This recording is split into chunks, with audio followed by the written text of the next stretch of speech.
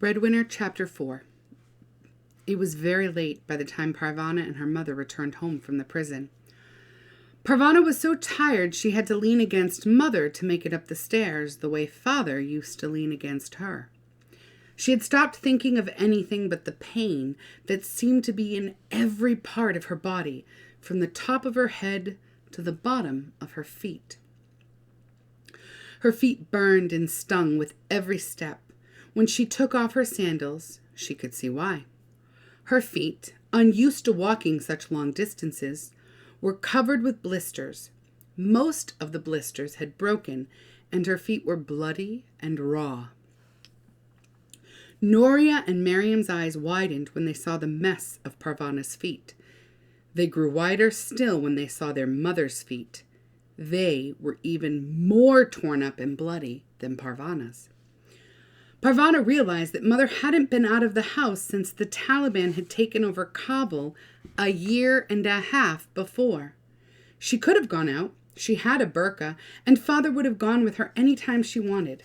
Many husbands were happy to make their wives stay at home, but not Father. "Fatana, you are a writer," he often said. "You must come out into the city and see what is happening. Otherwise, how will you know what to write about?" "Who would read what I write? Am I allowed to publish? No. Then what is the point of writing? And what is the point of looking? Besides, it will not be for long. The Afghan people are smart and strong. They will kick these Taliban out. When that happens, when we have a decent government in Afghanistan, then I will go out again. Until then, I will stay here." "It takes work to make a decent government," Father said. "You are a writer. You must do your work." "If we had left Afghanistan when we had the chance, I could be doing my work." "We are Afghans. This is our home.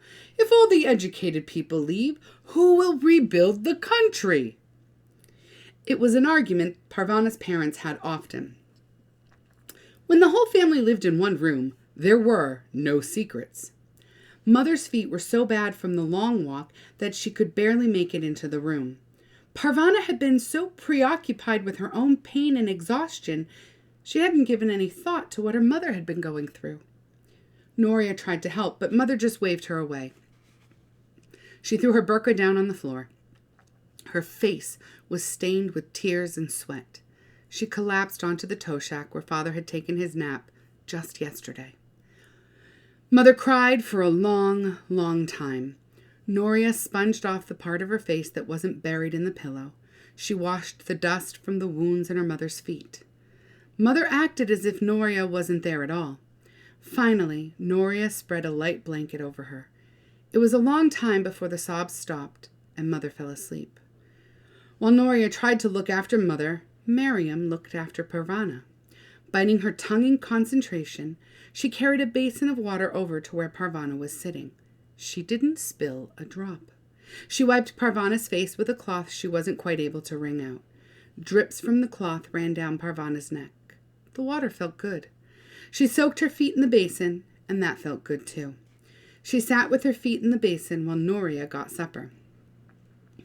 "They wouldn't tell us anything about Father," Parvana told her sister. "What are we going to do? How are we going to find him?" Noria started to say something, but Parvana didn't catch what it was. She began to feel heavy. Her eyes started to close, and the next thing she knew, it was morning. Parvana could hear the morning meal being prepared. I should get up and help, she thought, but she couldn't bring herself to move. All night long she had drifted in and out of dreams about soldiers. They were screaming at her and hitting her. In her dream, she shouted at them to release her father, but no sound came from her lips. She even shouted, "I am Malali, I am Malali," but the soldiers paid no attention. The worst part of her dream was seeing Mother beaten. It was as if Parvana was watching it happen from far, far away and couldn't get to her to help her up. Parvana suddenly sat up, then relaxed again when she saw her mother on the tow shack on the other side of the room. It was all right. Mother was here. "I'll help you to the washroom," Noria offered. "I don't need any help," Parvana said. However, when she tried to stand, the pain in her feet was very bad. It was easier to accept Noria's offer and lean on her across the room to the washroom. Everybody leans on everybody in this family, Parvana said. Is that right? Noria asked. And who do I lean on? That was such a Noria-like comment that Parvana immediately felt a bit better. Noria being grumpy meant that things were getting back to normal. She felt better still after she'd washed her face and tidied her hair. There was cold rice and hot tea waiting when she had finished. Mother, would you like some breakfast? Noria gently shook their mother. Mother moaned a little and shrugged Noria away. Except for trips to the washroom and a couple of cups of tea, which Noria kept in a thermos by the toe shack, Mother spent the day lying down. She kept her face to the wall and didn't speak to any of them. The next day, Parvana was tired of sleeping. Her feet were still sore, but she played with Ali and Miriam. The little ones, especially Ali, couldn't understand why Mother wasn't paying attention to them. Mother's sleeping, Parvana kept saying. When will she wake up? Miriam asked. Parvana didn't answer. Ali kept waddling over to the door and pointing at it. I think he's asking where Father is, Noria said. Come on, Ali, let's find your ball.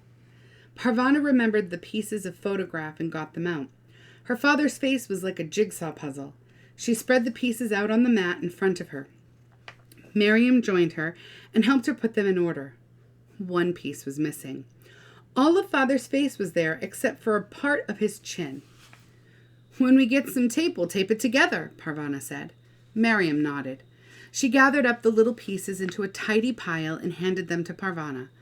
Parvana tucked them away in a corner of the cupboard. The third day barely creeped along. Parvana even considered doing some housework just to pass the time, but she was worried she might disturb her mother.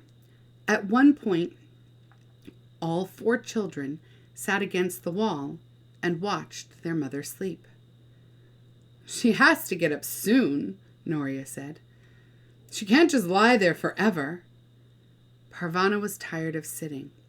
She had lived in that room for a year and a half, but there had always been chores to do and trips to the market with Father. Mother was still in the same place. They were taking care not to disturb her. All the same, Parvana thought if she had to spend much more time whispering and keeping the young ones quiet, she would scream.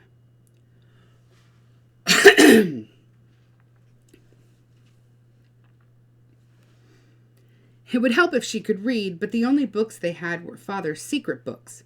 She didn't dare take them out of their hiding place. What if the Taliban burst in on them again? They'd take the books and maybe punish the whole family for having them. Parvana noticed a change in Ali. Is he sick? She asked Noria.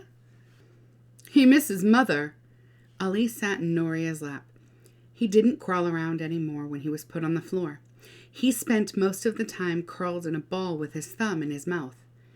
He didn't even cry very much anymore. It was nice to have a break from his noise, but Parvana didn't like to see him like this. The room began to smell too. We have to save water, Noria said, so washing and cleaning didn't get done. Ali's dirty diapers were piled in a heap in the washroom. The little window didn't open very far. No breeze could get into the room to blow the stink away. On the 4th day, the food ran out. We're out of food, Noria told Parvana. Don't tell me, tell Mother. She's the grown-up. She has to get us some. I don't want to bother her. Then I'll tell her.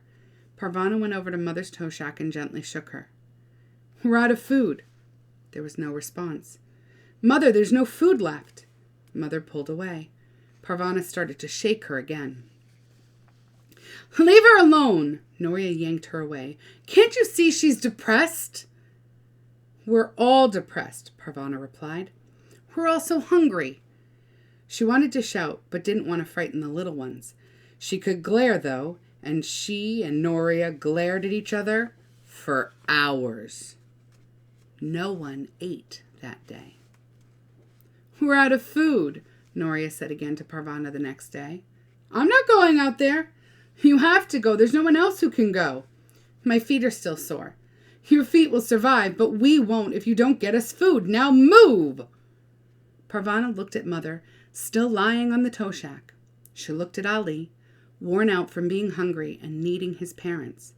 She looked at Miriam, whose cheeks were already beginning to look hollow, and who hadn't been in the sunshine in such a long time.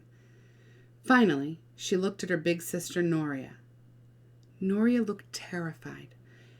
If Parvana didn't obey her, she would have to go for food herself.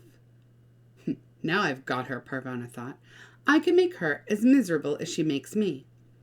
But she was surprised to find that this thought gave her no pleasure.